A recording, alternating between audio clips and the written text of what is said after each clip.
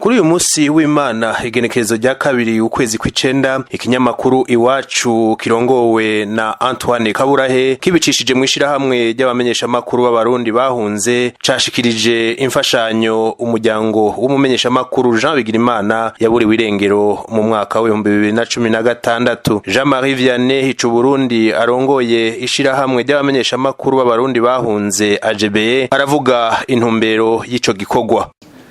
Nkuko mubizi araheze imyaka 2 n'imisi 40 anyurujwe akaba yarasize umufasoni n'abana babiri bakiri bato.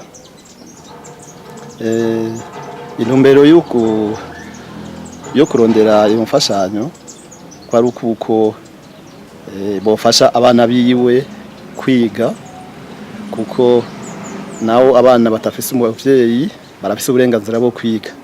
Icyumviro nyamukuru cari ico kugira ngo baronke uburyo bwo kuriha ibikoresho by'ishure byo kuriha amahera y'ishure n'utundi tugorane duto dushikira umuryango uri muri izi ngorane ngizo umuryango urimo.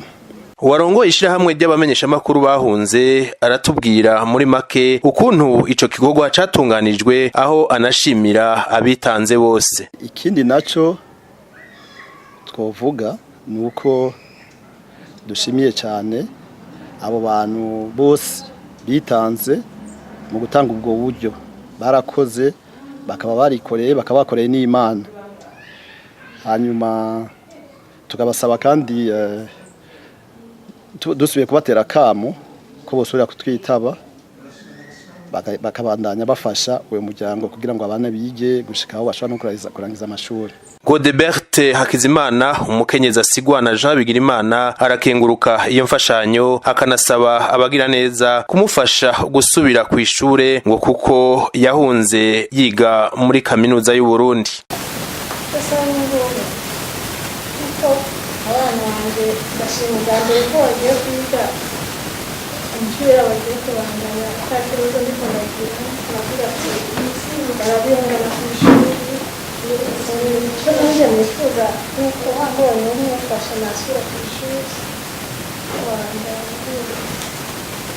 Uwo mukenyezi wa Jean Bigirimana anashimira ikigomezo Sharome ngo kuko camufashije kuvuza imfura yiwe Jean de Grace Barankeza yari yagize ihahamuka rifatiye ku vyashikiye uwo muryango. Ivyo bikabonekera neza ku mafoto uwo mwana yashushanije, ariko muri kino gihe akaba ariwe yabaye uwa mbere mw'ishure mu mwaka wa 3 w'amashure y'intango kandi arushije abanyarwanda bigana.